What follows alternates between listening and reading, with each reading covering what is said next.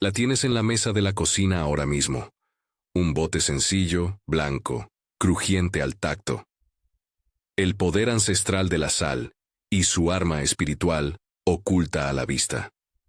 ¿Qué secreto guarda ese cristal común, tan cercano a nuestras manos, que la Biblia emplea una y otra vez como sello, como símbolo, como advertencia? Hoy vamos a mirar esa sal con ojos de fe, y con la atención de quien quiere recuperar una identidad perdida. Porque no se trata solo de una especia, se trata de una señal, de un pacto, de una responsabilidad que cambia vidas y comunidades cuando se comprende y se vive. Piensa en su textura, en su sonido cuando las manos la esparcen. Piensa en cómo la sal preserva lo que de otro modo se pudriría. Ahora imagina que esa misma sal es el signo del pacto eterno de Dios con su pueblo. Esa imagen no es casual ni ornamental en las Escrituras. Desde las ofrendas hasta la realeza, desde la vida cotidiana hasta el drama del juicio, la sal aparece como marca de alianza y como recordatorio de que Dios no deja las cosas tal y como están. Las sella, las preserva o las deja como monumento de advertencia. Si quieres acompañarme en una lectura bíblica que quiere alimentar tanto la mente como el corazón, quédate hasta el final. Y si valoras este tipo de enseñanzas profundas, suscríbete ahora para que podamos seguir aprendiendo juntos. Comencemos por lo básico. Levítico 2:13 trata la sal como parte inseparable de la ofrenda. La instrucción en el altar fue que ninguna ofrenda de grano se presentara sin sal. ¿Por qué la sal? En el antiguo cercano Oriente, compartir sal era un gesto de pacto, un símbolo de permanencia. Lo que se ofrendaba iba acompañado de algo que juraba fidelidad. No era un adorno, era el sello. La sal añadida al sacrificio hablaba de integridad y de una alianza que perduraba. En este texto vemos la sal como sello sacrificial. La ofrenda no está completa sin ese pacto reconocido públicamente. Más adelante, Números 18-19, introduce una expresión aún más rica. Dios declara que ha dado a los levitas un pacto de sal. Aquí tenemos la sal asociada con el sacerdocio, con la mediación. El levita no es simplemente un trabajador ritual, es custodio de la presencia de Dios, y su vocación viene marcada por un pacto sellado con sal. Ese lenguaje nos obliga a pensar que la sal no es metáfora accidental, sino un símbolo de relación. Quien sirve en el altar está envuelto en una alianza que requiere fidelidad y preservación. Y aún más, 2 Crónicas 13:5 menciona que el pacto con David fue sellado, de forma que la casa real seguía siendo parte de ese acuerdo duradero. La sal atraviesa los ejes del culto, del sacerdocio y de la realeza, sacrificio, servicio y gobierno. 3 pilares del pueblo de Dios que sustentan la idea de que la sal es señal del pacto que hace posible la vida comunitaria bajo la soberanía divina. Si la sal es pacto, también porta una función práctica simbólica. Preserva. En la cultura antigua la sal servía para conservar alimentos, evitar la corrupción y prolongar la vida de lo perecedero. Teológicamente, eso se traduce en un llamado. Quien forma parte del pueblo de Dios debe ser medio de preservación en el mundo. Debe frenar la corrosión moral y espiritual que amenaza a las comunidades. Jesús toma esa imagen y la traslada con urgencia. Vosotros sois la sal de la tierra. No lo dijo como halago estético, lo dijo como encargo. La sal tiene trabajo que hacer, pero la sal es figura ambivalente, tiene doble filo, preserva y puede señalar juicio. Para entender esa tensión no podemos eludir escenas incómodas como la de la mujer de Lot en Génesis 19. La narrativa presenta su transformación en estatua de sal, y las lecturas antiguas y modernas han debatido su sentido. Aquí conviene tener cuidado. No convierte esa historia en doctrina mecanicista sobre castigo. Una lectura plausible, y exegéticamente defendible, es que su estatua se levanta como monumento que recuerda la desobediencia, como sello que preserva el recuerdo de una vida que se quedó mirando atrás cuando debía haber partido. No es una imagen simple de aniquilación, sino una advertencia petrificada. Lo que se aferra al pasado corrupto corre el riesgo de convertirse en su propio memorial de pérdida. Esa estatua es a la vez preservadora del recuerdo y señal de juicio. El uso de la sal en contextos de destrucción o desolación aparece también en Jueces y en pasajes proféticos como Ezequiel. En Jueces 9:45 se menciona la costumbre de sembrar con sal para dejar la tierra yerma, como gesto de terminar una ciudad. Ezequiel, por su parte, señala zonas salobres que son improductivas. En estas imágenes, la sal funciona como sello de desolación. Lo que ya está bajo juicio queda marcado con sal, como si fuera un testigo silencioso de la acción de Dios. Es importante subrayar que la sal en estos contextos no causa el juicio por sí misma. Es el símbolo que acompaña una realidad teológica mayor. La justicia de Dios que a veces preserva y otras veces sella. En el Nuevo Testamento Jesús emplea la figura en dos direcciones. En el Sermón del Monte, Mateo 5:13, la declaración, «Vosotros sois la sal de la tierra», viene seguida de advertencia. Si la sal pierde su sabor, ¿con qué será salada? La imagen deja entrever un problema real. La sal puede contaminarse.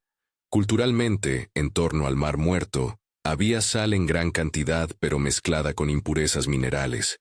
Si esa mezcla se disuelve mal, lo que queda es residuo blanco sin sabor, una apariencia que engaña.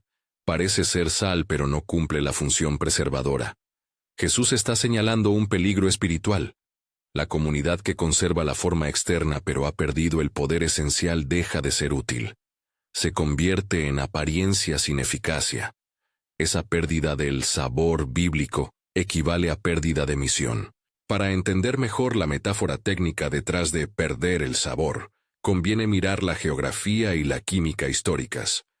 No haremos ciencia para sustituir teología, sino que usaremos la historia técnica para iluminar la metáfora.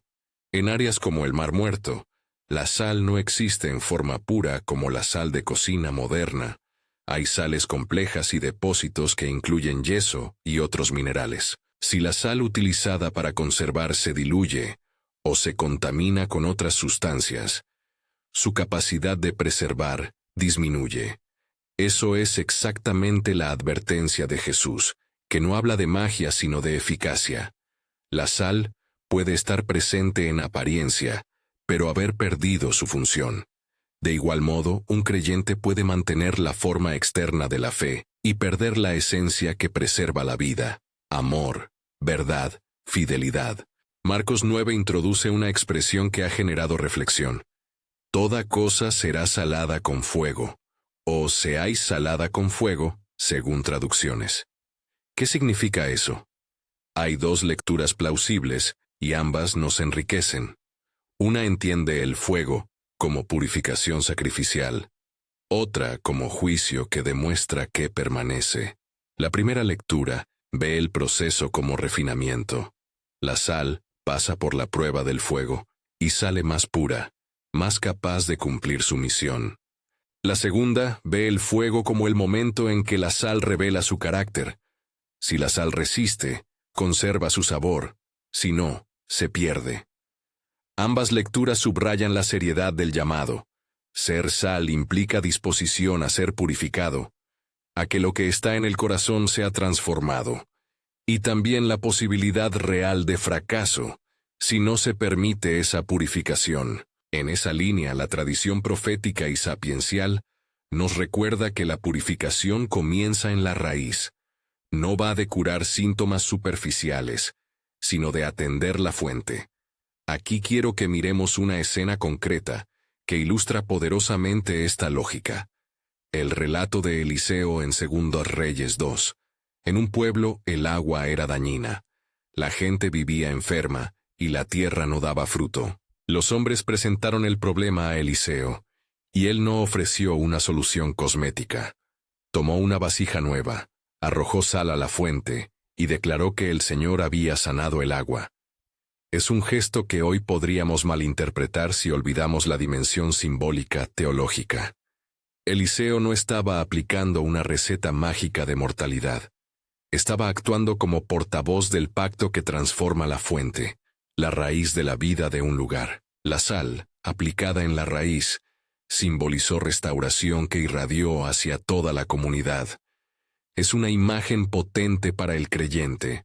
Si la fuente, nuestro corazón, nuestras prioridades, es tocada en su raíz por la fidelidad del pacto, la comunidad puede experimentar sanidad verdadera. Fíjate en cómo estos pasajes forman un patrón. La sal aparece en el altar, sacrificio; en el pacto del sacerdote, servicio; en el sello real, realeza; en la advertencia sobre perder el sabor, evangelio; y en el gesto restaurador del profeta, restauración. Todo ello converge en una afirmación central: el pueblo de Dios está llamado a ser sal, y esa identidad tiene consecuencias concretas. Primero, ser sal implica preservación moral y espiritual en la sociedad. No es un llamado a enclaves cerrados ni a separacionismo hostil. Es un mandato a actuar con integridad, verdad y justicia, de modo que la corrupción no prospere sin resistencia. En la familia, ser sal significa amar con fidelidad que evita la erosión de relaciones. En el trabajo, significa defender la honestidad y la excelencia que impide la decadencia ética. En la comunidad, significa ser agentes de reconciliación, de cuidado y de resistencia frente a estructuras que destruyen. Segundo, ser sal implica ser advertencia. Cuando hacemos públicas las consecuencias del pecado, no lo hacemos con alegría sino con responsabilidad. La sal que sella juicio no es instrumento de placer, sino señal que llama a arrepentimiento.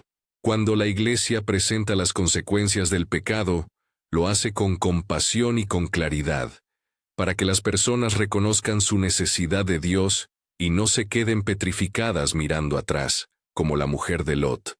Tercero, ser sal implica conservación de la memoria del pacto, recordar que la gracia y la ley, el perdón y la verdad, se sostienen mutuamente. La sal en el altar nos recuerda que el culto no es espectáculo, es encuentro sellado por fidelidad.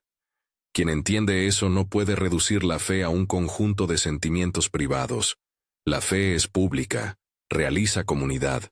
Ahora bien, si la sal puede perder su sabor, ¿cómo la preservamos? Aquí confluyen disciplina espiritual, comunidad y dependencia de la gracia. No basta una espiritualidad individualista. La sal vive en comunidad.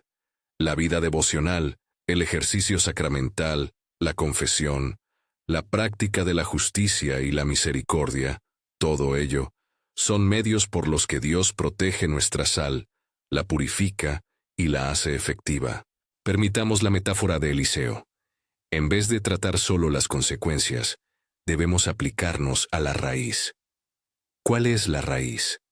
El corazón moldeado por la palabra, la oración, la comunidad que reprueba la hipocresía y cultiva la santidad. Quiero detenerme un momento en una tensión práctica. La tentación de transformar la sal en talismán. He visto en algunos contextos populares la creencia de que la sal, colocada o esparcida, funciona como un talismán para alejar todo mal o garantizar bendición. Eso no es bíblico. La Escritura emplea la sal como símbolo del pacto. Su eficacia real es la acción soberana de Dios, no el poder intrínseco de un grano de sal. Cuando hablamos de arma espiritual, no debemos pensar en fórmulas mecánicas ni en superstición. La arma espiritual es la identidad y acción del pueblo de Dios bajo la soberanía divina, la palabra pronunciada con autoridad, la comunidad que ora y ama, la vida que testifica.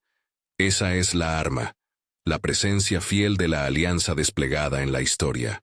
Volvamos a Marcos 9 y dejemos que la imagen de la sal con fuego nos saque de soluciones superficiales. La purificación requerida para mantener el sabor no es opcional. La historia de Israel muestra que sin disciplina y sin conversión real, el pueblo pierde su distintivo. El fuego refina, quema lo inútil y afina lo valioso. La sal que ha pasado por fuego vuelve más pura. No se trata de la persecución que destruye la iglesia, aunque a veces el fuego puede venir por prueba, sino de la disciplina divina que hace posible la fidelidad a largo plazo. Es un llamado urgente. No celebremos la apariencia, busquemos la raíz. ¿Qué significa esto en términos concretos hoy? Permíteme ser pastoralmente preciso. Si sientes que tu sabor se ha debilitado, tal vez visitas la iglesia por costumbre, repites frases sin que te afecten, practicas rituales que se han convertido en ejercicio vacío, necesitas evaluar la fuente. ¿Qué estás guardando en el corazón que te hace mirar atrás con nostalgia de patrones pasados de pecado? ¿En qué prácticas espirituales ya no hay transformación? El remedio no es un gesto externo, es volver a la fidelidad del pacto. Arrepentimiento serio, reinversión en la palabra, apertura a la comunidad que confronta y sostiene. Pide a Dios fuego purificador, no para castigarte, sino para hacerte útil otra vez.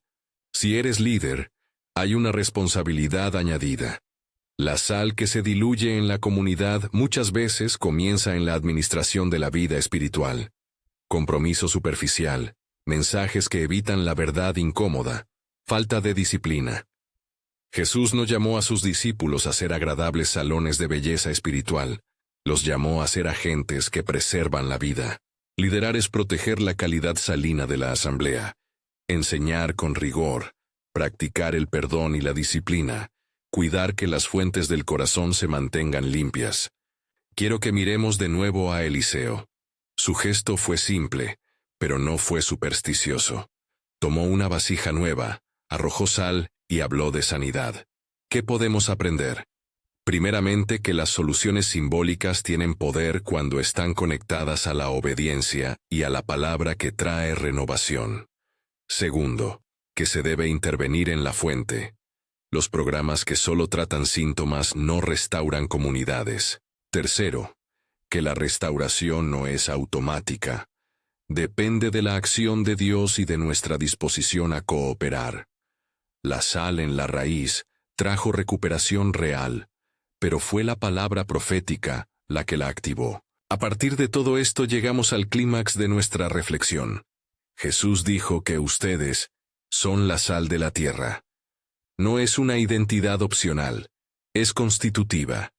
Ser sal significa ser agente de pacto en la historia. No es un adjetivo agradable para nuestra autoestima. Es una misión que transforma cómo vivimos. Si aceptamos esa identidad, nuestras decisiones cotidianas cambian. Lo que decimos en la mesa, lo que defendemos en el trabajo, cómo cuidamos a nuestros hijos, cómo votamos con nuestras manos y pies en la vida pública, todo eso se ve atravesado por la realidad de ser sal. Sin embargo, la advertencia final sigue allí. No dejes que tu sal pierda el sabor. La cultura puede contaminar, las urgencias pueden esclavizar, y la comodidad puede anestesiar. Por eso la exhortación es doble: conservación y valentía. Conservación. Cuidar la fuente, la palabra, la comunidad. Valentía. Ser sal donde hay corrupción. Tender la mano donde hay desesperanza. Decir la verdad con amor, donde la mentira se instala. Antes de cerrar, quiero dejarte con 3 aplicaciones prácticas y concretas. Una personal, una comunitaria y una pública. 1. Personal, revisa tus mañanas. ¿Tu primer refugio es la palabra de Dios o las noticias? La sal se recupera cuando la persona es tocada en la raíz. Reserva tiempo real para la escritura y la oración. Permite que la palabra cambie tus amores y prioridades. Comunitaria. Participa en una rendición de cuentas espiritual. No tienes que hacerlo todo solo. Comparte tu vida con hermanos que te conozcan y que no tengan miedo de llamarte a la fidelidad. La sal funciona mejor en red, no en aislamiento. 3. Pública. Busca pequeñas maneras de preservar la vida en tu entorno. Defiende a quien no tiene voz. Practica honestidad en tu trabajo. Sé generoso con tiempo y recursos donde hay necesidad. Esas acciones son granos de sal que hacen la diferencia. Y ahora, al terminar, quiero ser claro. No te invito a superstición. No te digo que esparciendo sal en la puerta de tu casa tendrás milagros mecánicos. Te invito a asumir la identidad que Dios nos dio y a vivir desde ahí como arma espiritual en el sentido más noble. Herramienta de preservación, signo de pacto y testimonio que confronta la corrupción. Haz que tu vida sea sal, no por ritual, sino por fidelidad al Señor. Te dejo con una pregunta que quiero que respondas en los comentarios. ¿Dónde sientes que tu sabor ha sido contaminado? Y una segunda pregunta para profundizar. ¿En qué fuente necesita Dios aplicar su sal en tu vida o en tu comunidad? Comparte tu respuesta y también comparte este mensaje con alguien que necesita recuperar su identidad como sal. Si te ha hablado esta enseñanza, compártela. Juntos podemos ser sal que preserva a la sociedad y testigo del pacto eterno. Señor, que tu gracia nos haga sal pura, que el fuego de tu presencia refine lo que es vano, que podamos ser semillas de preservación donde el mundo se deshace. Amén.